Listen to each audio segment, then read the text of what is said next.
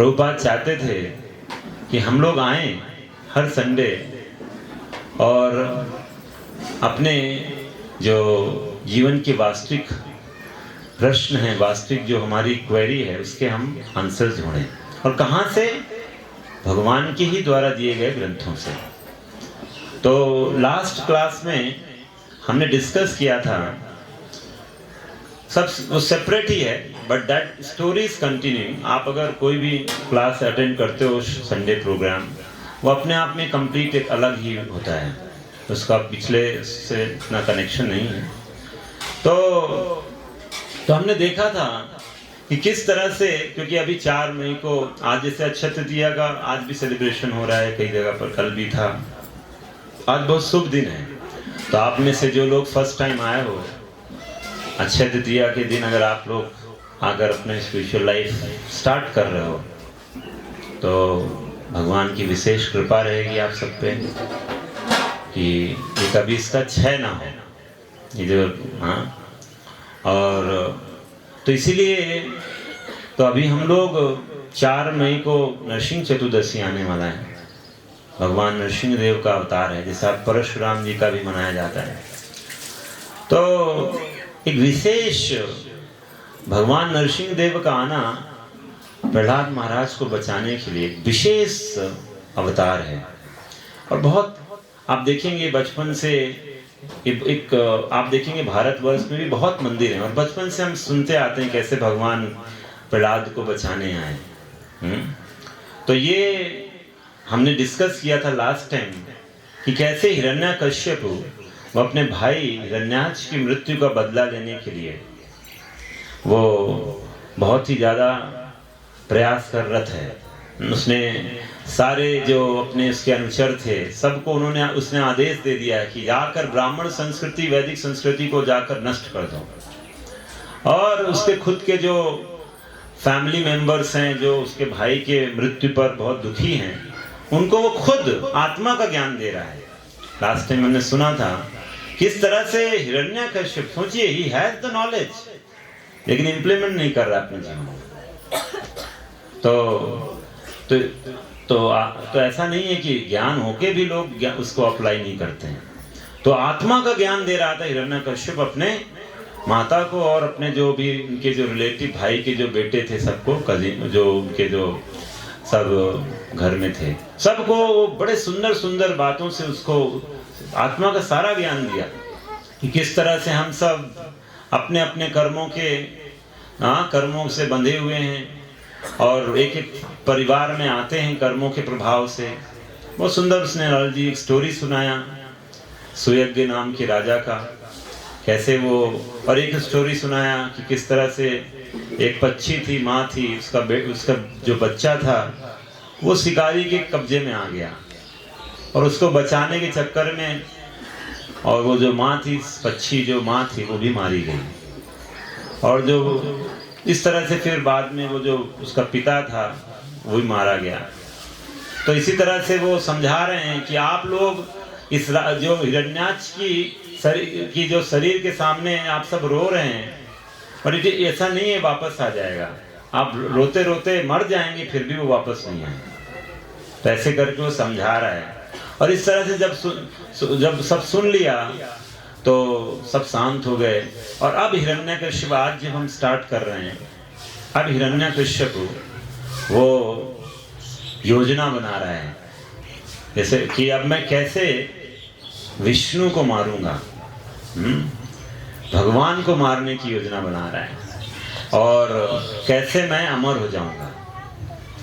तो मैंने आपको लास्ट टाइम बताया था कि जो हिरण्यकश्यप का जीवन है, डोंट थिंक कि वो बहुत पुरानी घटना है। हिरण्यकश्यप की योजनाएं आज भी चल रही हैं, और आज भी हम देखेंगे, उसको समझेंगे कैसे आज भी हिरण्यकश्यप पाए जा रहे हैं। उनकी योजनाएं आज भी वैसे ही सक्रिय हैं मानव समाज में। तो ये जो डिस्कशन है ये नारद मुनि और युधिष्ठिर महाराज के बीच में चल रहा है। और नारद मुनि आप सब जानते हैं कि कैसे वो बड़े बड़े लोगों को उन्होंने भक्त बनाया। नारद मुनि आपको पता होना चाहिए वो प्रहलाद के भी क्या हैं, गुरु जी हैं। नारद जी का देख रहे हैं, मतलब नारद जी का प्रीचिंग देख रहे हैं कितना जबरदस्त है। मतलब बच्चा जन्म नहीं लिया, माँ के गर्भ में प्रीचिंग कर डाला। हिरण्यकश्यप को वो पता भी नहीं चला, उसको लगा, क्योंकि हिरण्यकश्यप जो था उसका जो गुरुकुल है, उसका भी एक गुरुकुल था, तो उसके स्कूल में कोई भगवान का नाम नहीं ले सकता था। हाँ, जैसे आज आप स्कूल कॉलेज में जाते हो तो पहले से बता देते, देखिए हम लोग बहुत सेक्युलर लोग हैं, आप यहाँ पर ये सब मत करिए, पहले ही माना कर देते हैं, आप अंदर ये सब नहीं चलेगा। ऐसे बहुत स्कूल हैं। तो वैसे ही हिरण्यकश्यप का स्कूल था।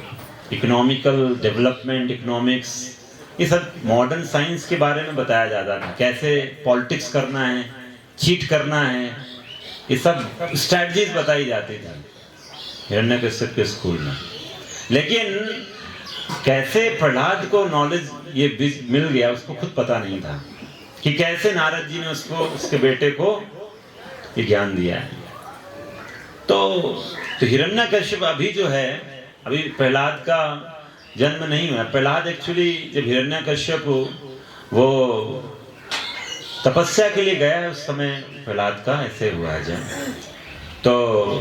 तो बताते हैं, नारद मुनि ऋषि महाराज से पूछ रहे हैं कि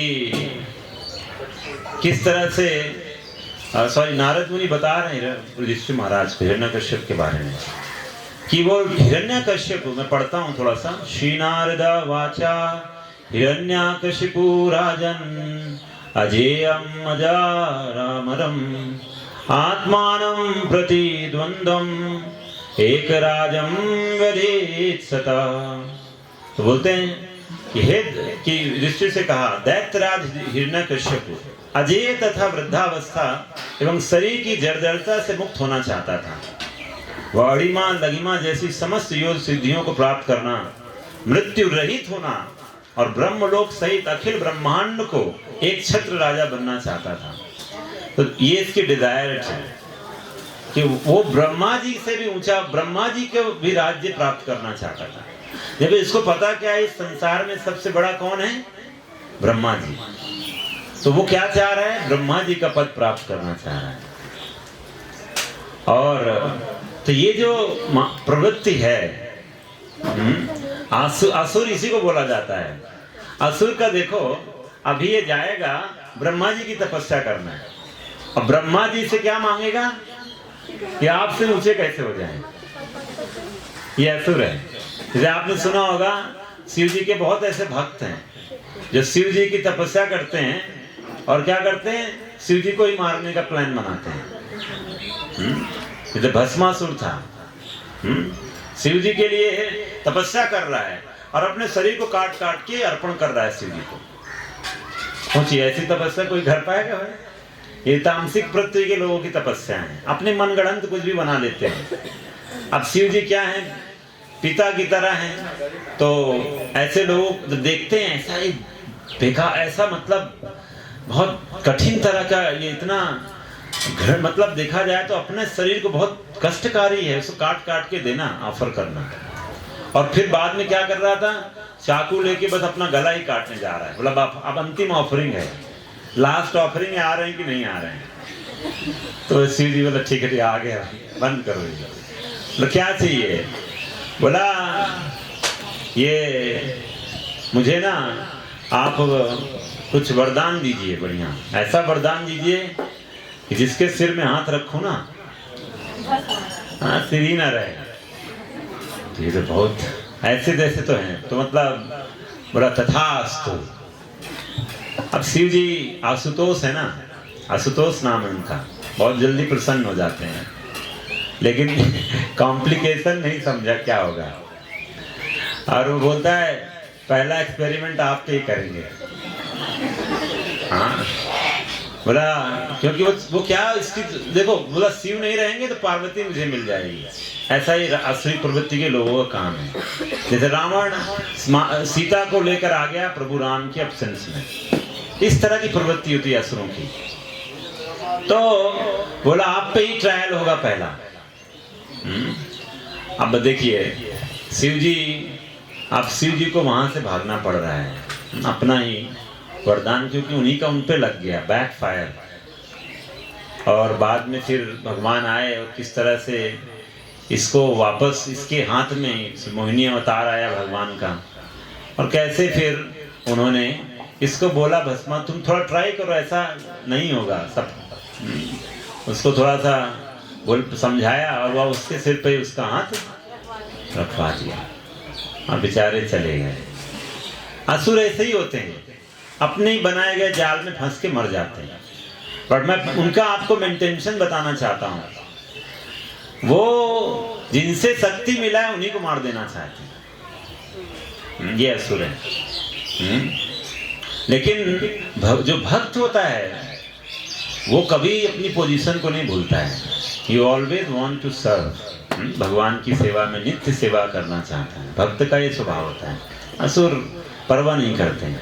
तो इसी मनोदशा को लेकर हिरण्यकश्यप अमर बनने की अपनी योजना को लेकर वो पहुंच गया है, बताते हैं मंदराचल, मंदर पर्वत की घाटी में, और पांव के अंगूठे के बल भूमि पर खड़ा होकर, सोचिए पांव के अंगूठे के बल खड़ा होकर अपनी भुजाएं ऊपर किए हुए आकाश की ओर देख रहा है।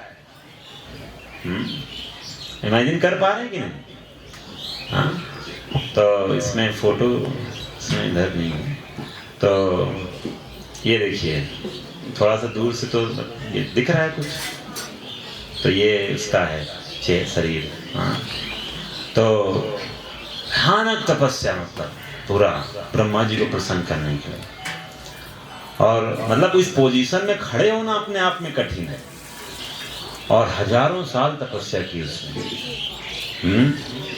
और उसके शरीर, उसकी तपस्या की वजह से उसके शरीर से इतना ज्वाला अग्नि, मतलब इतना हीट निकल रहा है कि देवताओं के लोक तक में रहना असह्य हो गया है। That is the power of austerity. और लेकिन कोई कुछ कर नहीं सकता। बताते नदियां, समुद्र एजिटेट होने लग गए हैं। और अब हुआ क्या, ये सीन देखकर तो देवतागण हैं वो ब्रह्मा जी के पास पहुंचे, और क्या बोलते हैं ब्रह्मा जी के पास, मतलब डर के पहुंचे हैं। अब क्या बोल, बिकॉज देवताओं के ऊपर ब्रह्मा जी हैं, ब्रह्मा जी कार्यभार संभालते हैं, भगवान ने इनको सबको इनको दे रखा है जिम्मेदारी। तो बोलते हैं हे ब्रह्मांड के स्वामी, हे देवताओं के स्वामी, हिरण्यकश्यप की कठोर तपस्या से उसके सिर से निकलने वाली अग्नि के कारण अब हम लोग इतने उद्विग्न हो गए हैं कि अपने अपने ग्रहों में नहीं रह सकते, अतएव आपके समीप आए हुए हैं। तो आप कुछ करिए, हाँ, नहीं तो आपकी आज्ञाकारी जो प्रजा है ना उसका नाश हो जाएगा। और बहुत कठिन तपस्या का व्रत ले रखा है इस हिरण्यकश्यप ने, आपको तो सब पता ही है, बिकॉज आप तो अंतर्यामी, आपको पता है। तो हमारे निवेदन को सुनिए। और क्या बोलता है, ये सब देवता लोग क्या बोल रहे हैं?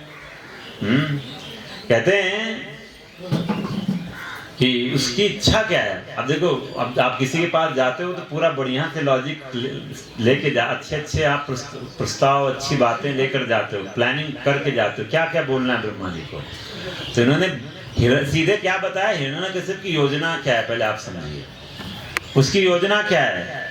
उसकी योजना है, पुरुष ब्रह्मा जी ने अपना उच्च पद कठिन तपस्या, योग, शक्ति और समाधि द्वारा प्राप्त किया है। आपको पता होना चाहिए, ये भी ब्रह्मांड की सृष्टि हुई, हम जिस ब्रह्मांड में हैं, ये सृष्टि जब होती है तो सबसे पहले, थोड़ा सा आगे आ जाइए, थोड़ा सा सब लोग थोड़ा, तो सबको पीछे जो आ रहे हैं उनको स्पेस मिल जाएगा।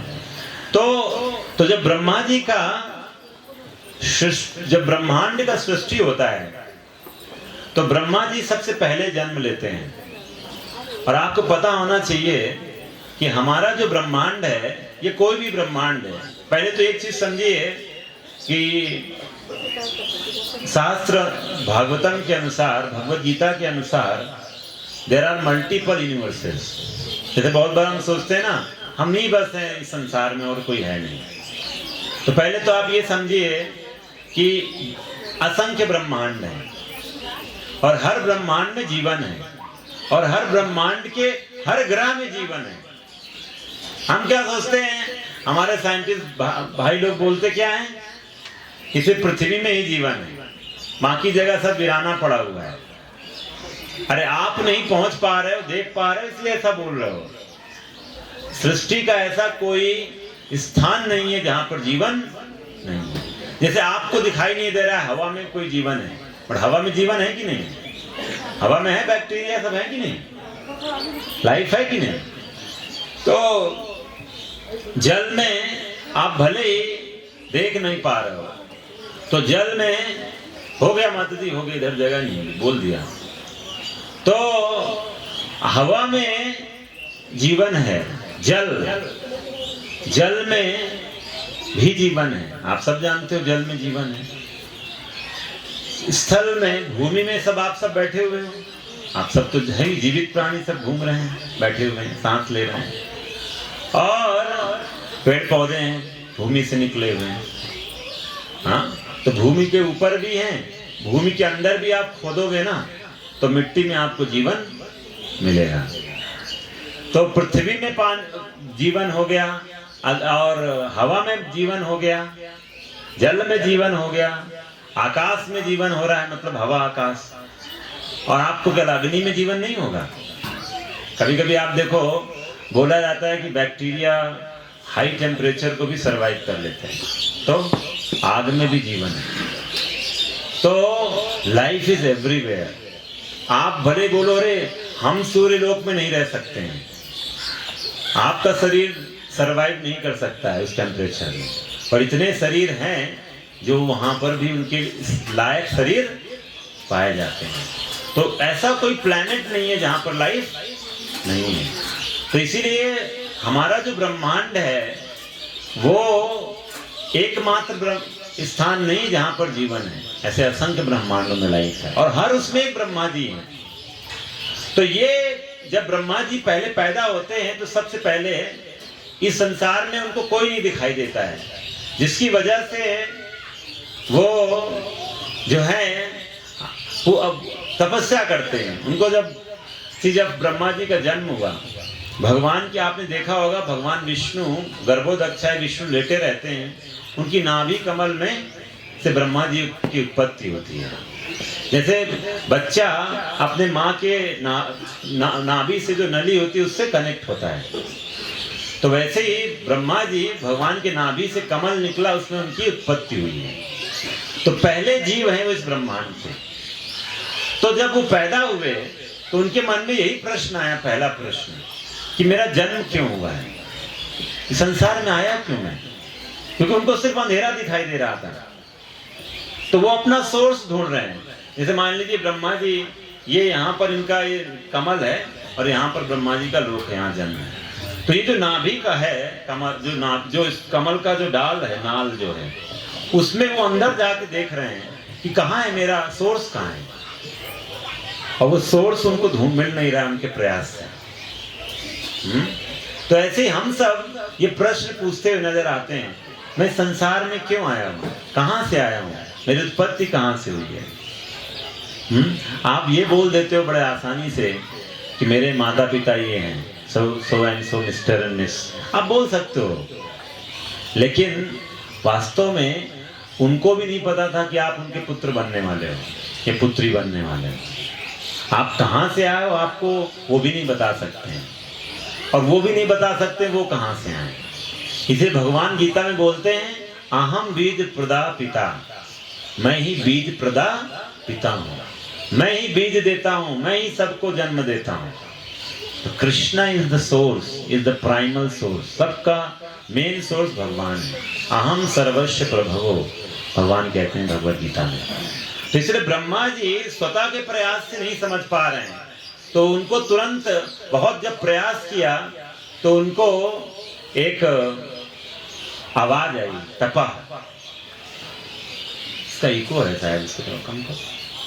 तो तपा जैसे ही बोला तो उनको पता चल गया मुझे करना क्या है, तपस्या। तो इसीलिए ये जो है ये पता है किसको? हिरण्यकश्यप को। तो हिरण्यकश्यप जो है वो भी उसको लग रहा है कि अगर मैं भी तपस्या करूंगा तो क्या बन जाऊंगा? ब्रह्मा जी। तो यही बोल रहे हैं देवता लोग कि वो आपको उसको पता है आप ब्रह्मा जी कैसे बने हो, और इसीलिए वो क्या कर रहा है? ब्रह्मा बनने का प्रयास कर रहा है। तो इसीलिए, और उसका क्या सोच है? और क्या सोच है? बोलता है मैं अपनी कठोर तपस्या से पुण्य कर्म तथा पाप कर्म के फलों को उलट दूंगा। मैं इस संसार के समस्त स्थापित प्रथाओं को पलट दूंगा, रिवर्स कर देगा प्रोसेस को। कल्प के अंत में ध्रुवलोक भी मिट जाएगा। अतएव इसका क्या लाभ है? मैं तो ब्रह्मा जी के पद पर भी बना रहकर रहना अधिक पसंद करूंगा। तो दैट इज हिज इंटेंशन। तो मतलब आप जैसे होता क्या है, स्वर्ग पुण्य कर्म करके जाया जाता है, बोलेगा ऐसे सब बंद कर दूंगा सिस्टम। जैसे रावण था, आपको पता होना चाहिए, रावण वो स्वर्ग तक की सीढ़ी बनाना चाहता था। बोलता था अब ये जो सिस्टम है ना देवताओं ने जो बना रखा है कि पुण्य करेंगे तो वहां एंट्री मिलेगा। जैसे आप किसी देश में जाते हो तो आपको वीजा और पासपोर्ट ये सब बनवाना पड़ता है ना, तो वैसे स्वर्ग के लिए भी वीजा पासपोर्ट की जरूरत होती है। You can't enter like this. तो इसने बोला अब मैं सब सिस्टम नहीं करूंगा, आपको जो जिसको जाना है व्यवस्था कर दूंगा, डायरेक्ट सीढ़ी। ये इसका प्लान था रावण का। तो ऐसे ये कह रहा है कि ये सब सिस्टम उलट पुलट दूंगा मैं सब चेंज कर दूंगा। तो जब ऐसा बोला इसने तो इसीलिए आप कह रहे हैं आप विलंब मत करें प्रभु, जल्दी करिए, हिरण्यकश्यप का कुछ समाधान करिए। तो जब ऐसा हो गया तो ब्रह्मा जी ने निश्चय कर लिया कि ठीक है मैं जाता हूँ, और इसको ध्यान में रख के ब्रह्मा जी कुछ और लोगों को लेकर वो चल दिए। और आपको पता होना चाहिए कि जो ब्रह्मा जी भी हैं वो खुद में इंडिपेंडेंट नहीं, जैसा मैंने बताया। कभी कभी ब्रह्मा जी को भी जब सृष्टि करते हैं तो उनसे भी कुछ गलतियां होती हैं। एक बार ब्रह्मा जी जब सृष्टि का आरंभ चल रहा था तो मधु और कैटव नाम के दो असुर आक्रमण कर दिए थे ब्रह्मा जी पे। और उस समय भगवान आके विष्णु उनको बचाए थे, इसलिए उनका नाम एक मधुसूदन आता है, मधु कैटव सूदन, तो इस तरह से वर्णन आता है। और तो समय समय पर ब्रह्मा जी पर भी संकट आता रहता है। तो अभी जो है, और आज देखोगे इसमें वर्णन आता है भागवतम में कि आज भी जो समय है उसमें क्या हो रहा है। पृथ्वी में भी ब्रह्मा जी का जैसे प्रभाव उस समय हिरण्यकश्यप के आने में कम हो रहा था, वैसे आज भी धीरे धीरे ब्रह्मा जी का प्रभाव कम हो रहा है। हिरण्यकश्यप के लोग बढ़ रहे हैं, कैसे बढ़ रहे हैं अभी हम देखेंगे। तो इस तरह से ब्रह्मा जी भृगु, दक्ष, अन्य महर्षियों को लेकर उस स्थान में गए जहां हिरण्यकश्यप तपस्या कर रहा था। जब हिरण्यकश्यप के पास गए तो देख ही नहीं पा रहे हिरण्यकश्यप को कहाँ है। क्यों नहीं देख पा रहे थे? क्या हो गया भाई? उसका आप सोचिए, हजारों साल से कोई व्यक्ति एक जगह पर खड़ा है, उसका सारा शरीर चींटियों ने खा लिया था, चींटियों ने घर बना लिया था, पूरा ढक गया था शरीर पूरा, फिर भी जीवन था।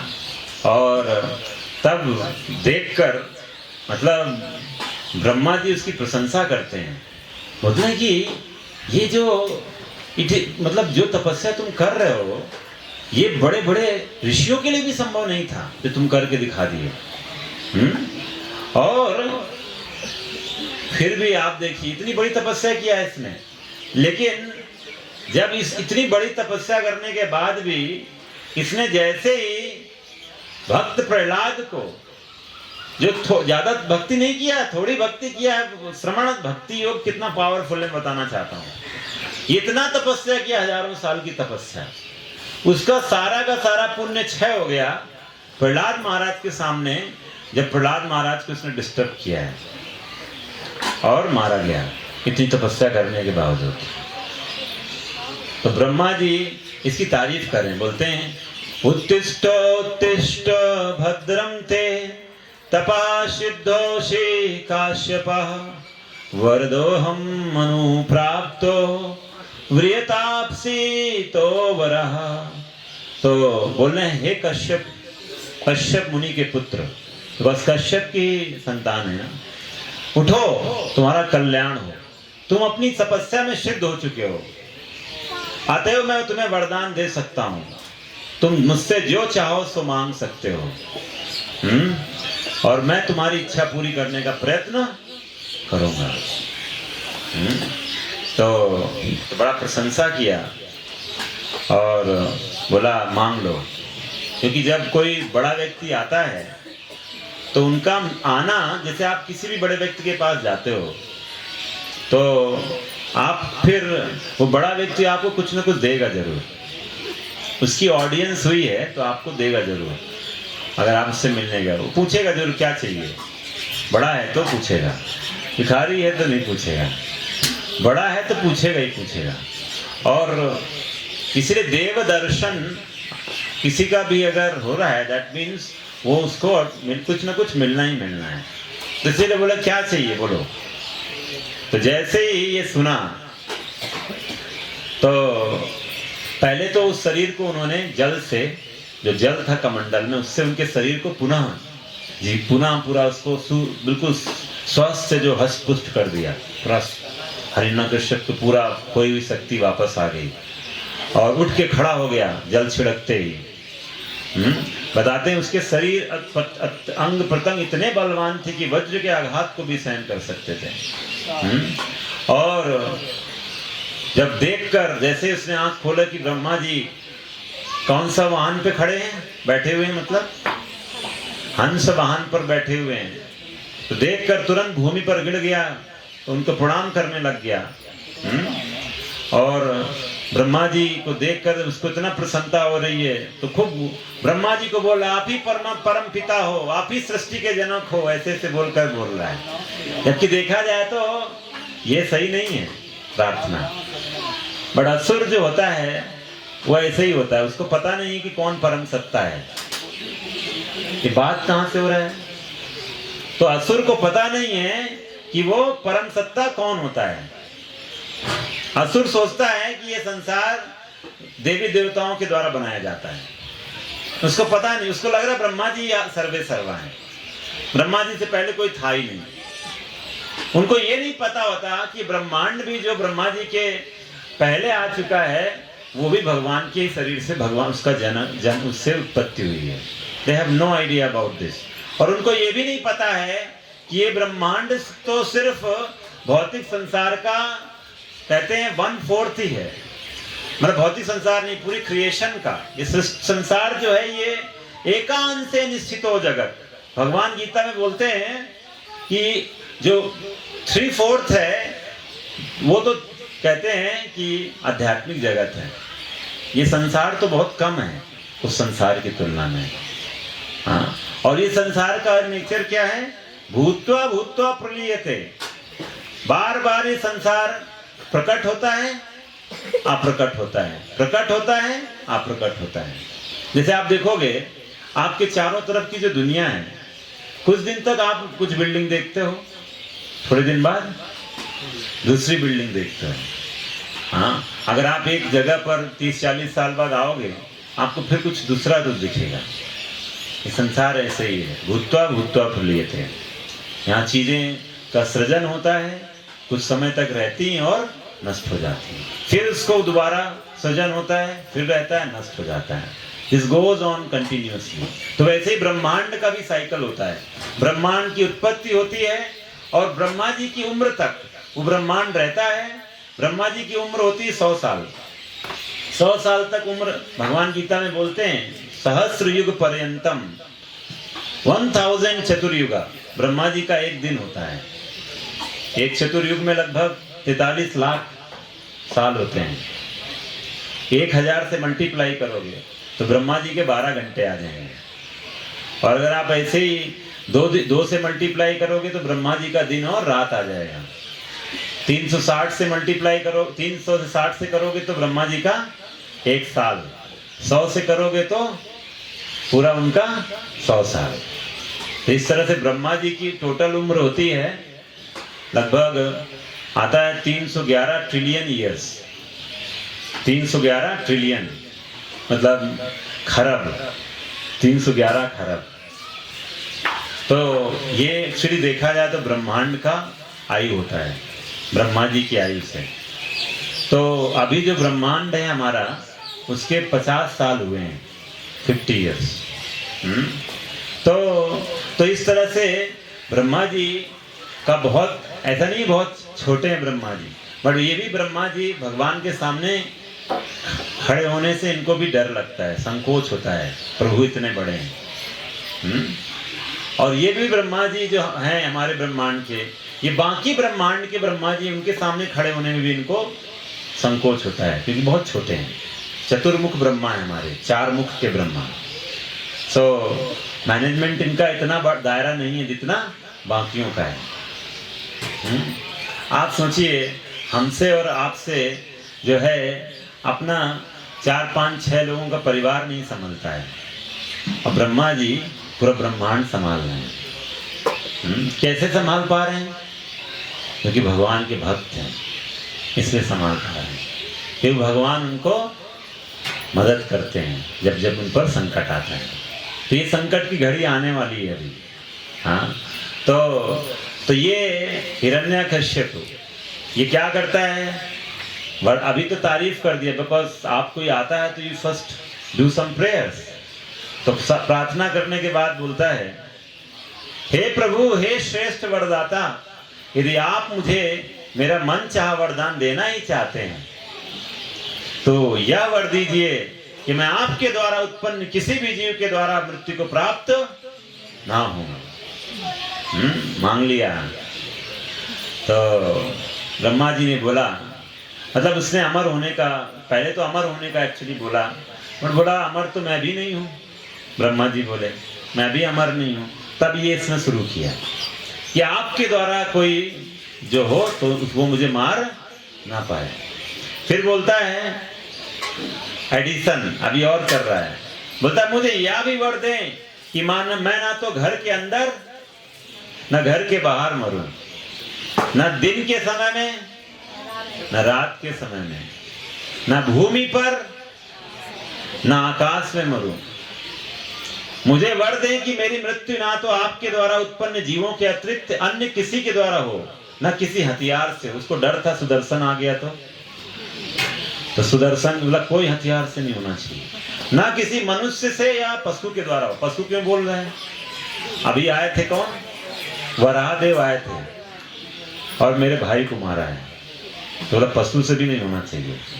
हाँ, उसको ही नहीं पता है कि नर और पशु दोनों कंबाइन हो जाएंगे तब क्या होगा। हाँ, तब नरसिंह हो जाएंगे वो। तो ये प्लान हमेशा बनता रहता है नास्तिक लोगों का। नास्तिक लोग ऐसे प्लान बनाते रहते हैं, वो ऐसी टेक्नोलॉजी लेकर आने का प्रयास करेंगे और आपको आश्वस्त करेंगे कि जल्द ही आने वाला है ऐसा टेक्नोलॉजी कि आप ना बूढ़े नहीं होंगे। कौन कौन ये टेक्नोलॉजी लेना चाहता है?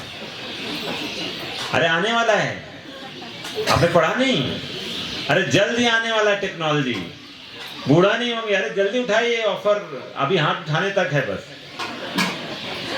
कोई नहीं है। अच्छा, अभी मैं आपको बता दूं कि एक ऑफर आया था कुछ साल पहले कि मंगल ग्रह में हम कॉलोनी बनाएंगे। तो उस ऑफर को और इंडिया के काफी लोगों ने उसमें पैसा अपना दे दिया, ऑलरेडी बुकिंग कर ली है कॉलोनी की। और पता है चीज, आप में से तो कोई नहीं बुकिंग करने वाला, तो हमें भी थोड़ा सा दे दीजिएगा, हम मंदिर खोलेंगे वहां पर। हरे कृष्णा। हाँ, आपको क्या लगता है मंगल ग्रह खाली है? कि मूर्ख वाली समाज है। मंगल ग्रह खाली है, हाँ, जाएंगे वहां कॉलोनी बसाएंगे। वाह भाई वाह, आपका स्वागत करने के लिए लोग वहां पर ना आरती उतारेंगे आपकी, जाइए। हाँ, हर तरफ मैं बता रहा हूँ लाइफ है much more advance than what we have here in earth. उससे बहुत हाई क्लास सभ्यता है वहां पर देवलोक में। लेकिन हम क्या सोच रहे हैं? हम प्लान बना रहे हैं, क्या करना है, मंगल ग्रह में हम कॉलोनी बनाएंगे। और पता है उनका प्रस्ताव क्या है? प्रस्ताव है कि मंगल ग्रह में क्या है ना, बहुत ज्यादा वहां पर ना जो टेम्परेचर बहुत डाउन है, तो हम तो इस मानव शरीर में नहीं वहां रह पाएंगे, तो वहां पर हम पहले क्या करेंगे, व्यवस्था करेंगे, वहां का टेम्परेचर क्या करेंगे, आपके स्तर पर लाएंगे जहां पर आप नॉर्मल टेम्परेचर में जी सकें। क्या जबरदस्त प्लान है। इसे मैं आपको बोलूं, मुझे ये जो हॉल है पूरा, मुझे एसी करना है, वो क्या कह रहे हैं, पूरा का पूरा मंगल ग्रह को एसी बना देंगे, वो एयर कंडीशन। वाह भाई वाह, क्या प्लान है। दूसरा प्लान क्या उनका, वहां पर ऑक्सीजन की कमी है, ऑक्सीजन का लेवल बहुत कम है, तो अब आपको ऑक्सीजन तो चाहिए ना, मनुष्य यहाँ वहां रहेंगे तो कैसे जाएगा, सिलेंडर लेके जाएंगे क्या यहाँ से। वैसे भी ऑक्सीजन के सिलेंडर बीच में बहुत दिक्कत हो गया था, मारा मारी, हाँ कोरोना में, अब वहां तो रोज ही ऑक्सीजन सिलेंडर कैसे होगा। तो इसलिए उन्होंने क्या प्रस्ताव दिया कि हम ऐसी व्यवस्था करेंगे कि वहां पर ऑक्सीजन का लेवल आपके लेवल पर ले आएंगे, फिर हम आपको यहाँ से लेके मंगल ग्रह जाएंगे। वाह भाई, बधाई हो बधाई हो, पहुंच गए आप लोग। तो मैं ये बोलता हूँ, आप पृथ्वी को तो बना दिया है ताकि यहाँ कोई रह ना पाए। धीरे धीरे यहाँ इतना प्रदूषण बढ़ाते जा रहे हैं, यहाँ की स्थिति खराब करते चले जा रहे हैं, उसको नहीं आप सॉल्व कर पा रहे हो, और आप क्या बोल रहे हो, मंगल ग्रह से रहेंगे, मंगल ग्रह में रहेंगे, मार्स में चलेंगे, लेट्स गो टू मार्स। हाँ, तो ये प्रस्ताव आते हैं हिरण्यकश्यप की योजना में, यही सब प्लान है। We want to spoil what we have with us. तो ये हमारा इनका प्लान चल रहा है। तो इसीलिए जो आप में से अभी सुन के आए कि ये सब मिलता है कि नहीं सुनने को, कि ऐसा कुछ आएगा, साइंस खोजने वाली है कि बुढ़ापा खत्म कर देंगे। बुढ़ापा आएगा ही नहीं आपको, एजिंग, जो आपकी बॉडी में एजिंग होता है ना, हर समय आपकी कोशिका बूढ़ी हो रही है। बच्चा है तो जवान हो रही है, जवान हो गया है तो बूढ़ी हो रही है उसकी कोशिकाएं। तो ये आप इसको रोक नहीं सकते, can't put a pause button, बस रुक जाओ, नहीं हो सकता है। तो लेकिन चाह हम सब रहे हैं कि हमारा शरीर क्या रहे, हमेशा शाश्वत जवान हो जाए, बिकॉज हमारा आत्मा क्या है, वो सच्चिदानंद है। ये आत्मा का स्वभाव है हमेशा जीवित रहना, हमेशा हमारा जो उम्र है वो बढ़े ना, फिक्स रहे, ये आत्मा का स्वभाव है। लेकिन हम अभी कैद में हैं, ये बहुत संसार की कैद में, जेल में है ना हम, तो अभी कैद में है। तो हमारी खुद की चॉइस, दो चॉइस हम कर सकते हैं, आइदर फॉलो कृष्णा और follow Maya, we have two choice. तो अभी हम सब कौन सा चॉइस पकड़ के बैठे हुए, माया देवी को पूरा, हम शुद्ध भक्त है माया के, शुद्ध भक्त, 100% अनन्य भक्त। भगवान गीता में बोलते हैं मेरी अनन्य भक्ति करो, और हम क्या करते हैं, माया की अनन्य भक्ति करते हैं। पूरा जो बोलते हैं यस, यस मैन की तरह हम सब हैं, जो बोलती है हम करने को तैयार हैं। यही यस मैन है हमारे हिरण्यकश्यप जी। हाँ, तो इन्होंने ये मांग लिया, और बोलते हैं आप मुझे वर दें कि किसी सजीव या निर्जीव प्राणी द्वारा मेरी मृत्यु ना हो। मुझे यह भी वर दें कि मैं किसी देवता या असुर द्वारा या अधोलोक के किसी बड़े सर्प द्वारा ना मारा जाऊं। तो डरता नीचे ना, सबसे नीचे वासुकी रहता है पाताल लोक में, कहीं वो आ गया तो। क्योंकि आपको युद्ध में कोई नहीं मार नहीं सकता, इसलिए आपका कोई प्रतिद्वंदी भी नहीं है। इसी प्रकार आप मुझे भी यह वर दें कि मेरा भी कोई प्रतिद्वंदी ना हो। मुझे सभी जीवों तथा लोकपालों का एक छत्र स्वामित्व प्रदान करें, और मुझे उस पद से प्राप्त होने वाले समस्त यश दें। साथ ही मुझे लंबी तपस्या, योग अभ्यास से प्राप्त होने वाली समस्त योग शक्तियां दें, क्योंकि ये कभी विनष्ट नहीं हो सकती हैं। मतलब उसने अपने आप को अमर बनाने का पूरा व्यवस्था कर लिया है। और अब जब उसको ये मिल गया तो पूरे दुनिया में आतंक शुरू हो गया हिरण्यकश्यप को। सबसे पहले तो उसने क्या किया, सीधे जाके जो इंद्र का जो अलकापुरी है, नंदन कानन उद्यान, उसमें जाके रहने लगे। यहाँ पर एक है ना कोई नंदन कानन, हाँ आप लोग भी रहते हैं नंदन कानन में। हाँ, तो इसे स्वर्ग की, जैसा आप सोच रहे हैं स्वर्ग है, ये वैसा नहीं है नंदन कानन। हम तो कल्पना भी नहीं कर सकते हैं हाउ ऑपुलेंट नंदन कानन है। तो नंदन उद्यान में वो रह रहा था और देवताओं को सबको उसने अपना गुलाम बना लिया। गुलाम देवता लोग आकर सुबह सुबह रोज आके सबसे पहला दंडवत प्रणाम करते थे किसको? हिरण्यकश्यप। हवा में कंट्रोल हो गया उसका, आग में कंट्रोल हो गया, पानी पे, सब पे उसका कंट्रोल। कब बरसेगा कब नहीं बरसेगा, अग्नि, उसको अग्नि पर पूरा कंट्रोल, हर चीज पे उसका कंट्रोल हो गया। सूर्य को अगर बोलेगा सूरज आज देखो मेरा मन नहीं है कि तुम आओ रोशनी दो, आज आने की जरूरत नहीं, थोड़ा बंद करो, हटाओ ये सब। जैसे हम लाइट बुझाते हैं ना, वो सूरज को ऑर्डर दे सकता था। कंट्रोल, इतना कंट्रोल था उसका। बोला अच्छा है, बहुत दिन से तुम अब पूरब से निकल रहा, पश्चिम से निकलना चालू करो। That is the level of Hiranyakashyap. कोई है इस संसार में ऐसा बड़ा जो हिरण्यकश्यप जैसे असुर को टक्कर दे सके? कोई नहीं था, कोई है नहीं। आज तो उसके सामने हम छोटे मोटे वाले असुर हैं। हिरण्यकश्यप तो बहुत बड़ी चीज है, लेकिन फिर भी वो मेंटालिटी आज भी है हिरण्यकश्यप की। तो इस तरह से पूरी दुनिया का राजा बन चुका था वो, और इतना शक्तिशाली हो गया कि सारे देवता वो पूरा भय से कांप रहे थे। जब बहुत ज्यादा हो गया, मतलब ऐसा हो गया था कि उसने ये ऑर्डर दे दिया था, अब जोतने उतने की कोई जरूरत नहीं है, खेत जोते बिना ही होगा, अब भूमि अपने आप देगी, खेत जोतने की जरूरत नहीं है।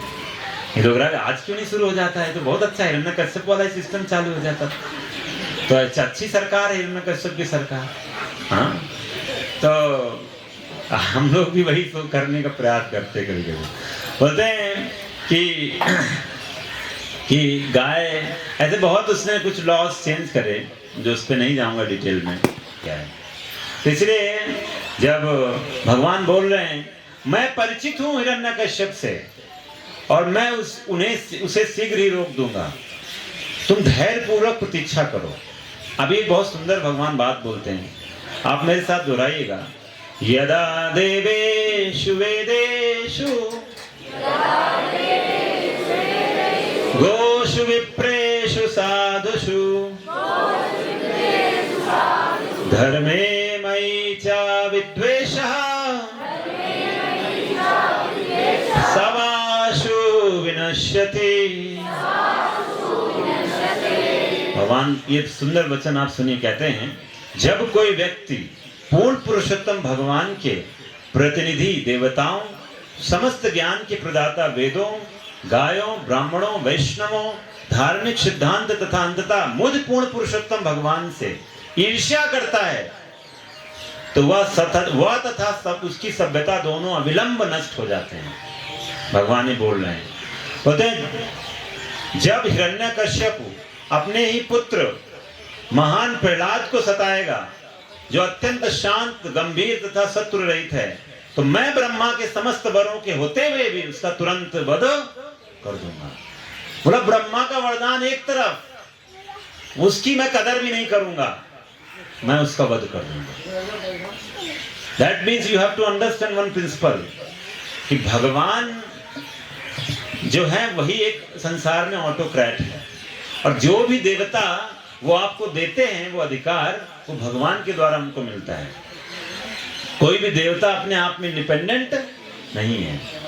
इसलिए भगवान गीता में बोलते हैं अहम आदिर ही देवानाम, मैं ही देवताओं का स्रोत हूँ। देवता तो एक डिफरेंट डिपार्टमेंट्स हैं, जैसे प्राइम मिनिस्टर के डिपार्टमेंट्स होते हैं ना अलग अलग, तो उनके कैबिनेट मिनिस्टर्स होते हैं, तो उनको वो पावर प्राइम मिनिस्टर से ही आता है कि जाओ भाई तुम जल मंत्री, तुम तुम कोयला मंत्री, तुम ट्रांसपोर्ट मंत्री, सब बन जाओ जो बनना है।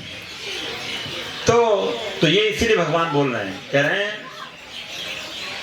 मैं जिस दिन उसने प्रहलाद को टच किया उसी दिन मैं उसका खत्म कर दूंगा। और इस तरह से यह सब सुना सारे देवताओं ने आनंद में आ गए।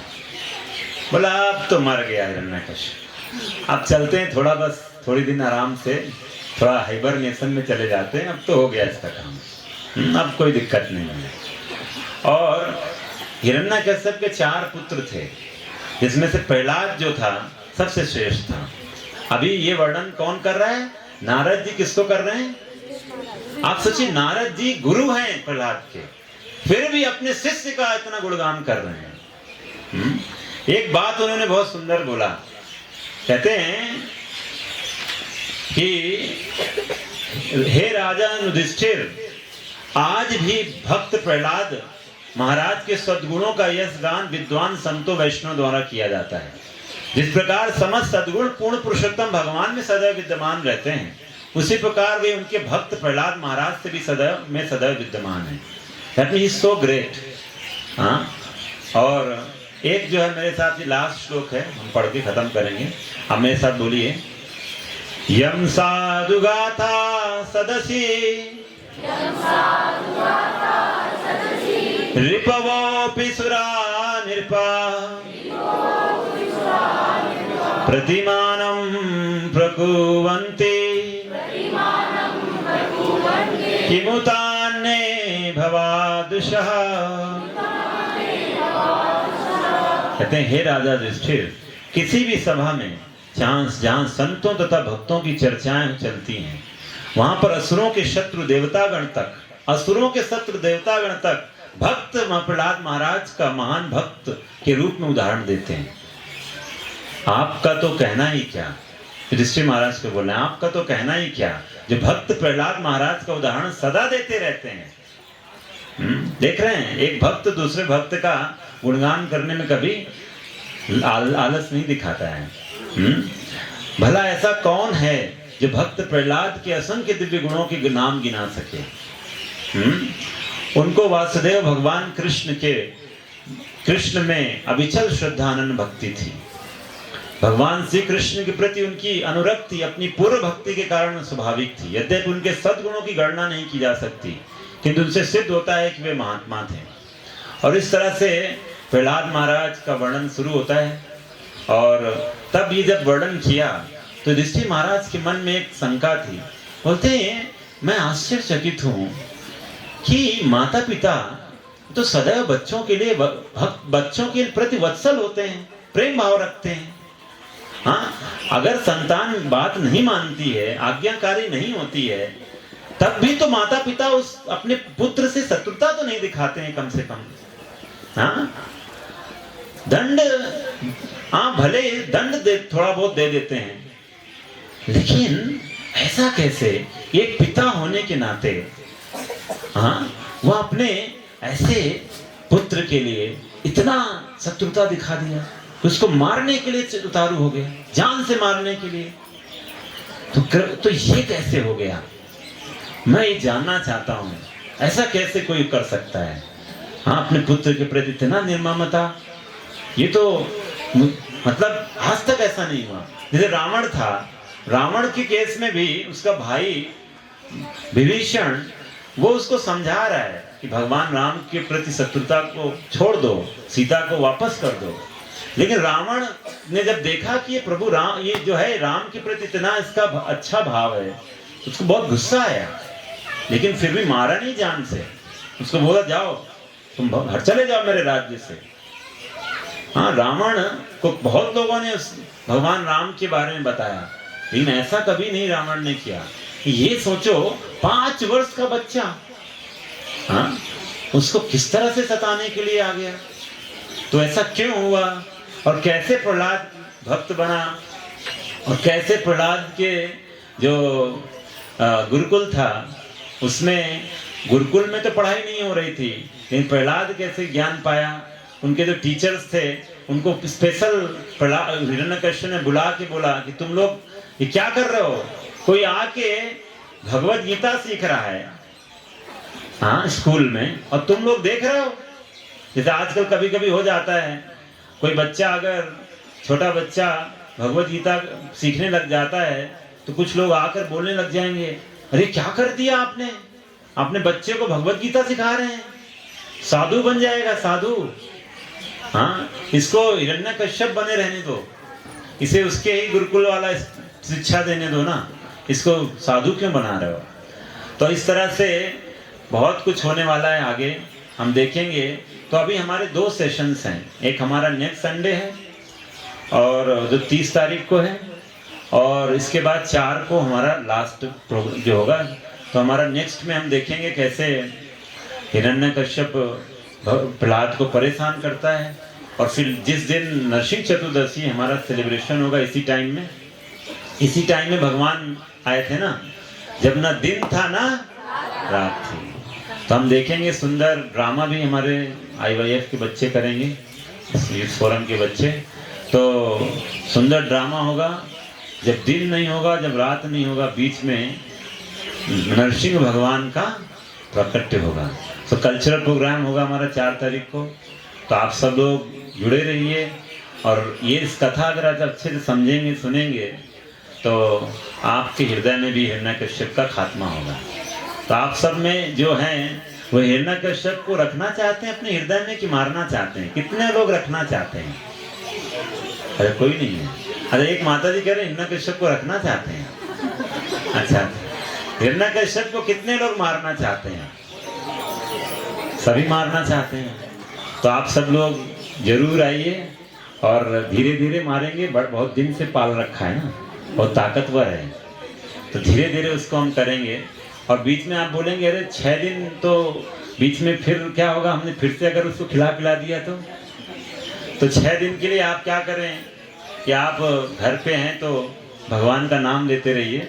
हरे कृष्णा कृष्णा कृष्णा हरे हरे, हरे राम राम राम हरे हरे। और हमारा भगवद गीता का सेशन भी होता है हर दिन शाम को भी हम मारने का प्रोसेस चलता रहेगा। तो आप इस तरह से आते रहिए, और अपने जो मोस्ट प्रेशियस ह्यूमन लाइफ है जो आपको मिला है, और try to realise the importance, अपने जीवन को सार्थक करिए। ठीक है, तो हम विराम देते हैं। कोई प्रश्न है बाकी तो आप बाद में ऑफिस में पूछिएगा, तो हम थोड़ा सा भी और भी एक प्रोग्राम है। तो ठीक है, तो ग्रंथराज श्रीमद् भागवतम की जय, नरसिंह चतुर्दशी महामहोत्सव की जय, श्रील प्रभुपाद की जय, निताई गौर प्रमानंदे हरि हरि। थैंक यू, हरि बोल। केशव हरे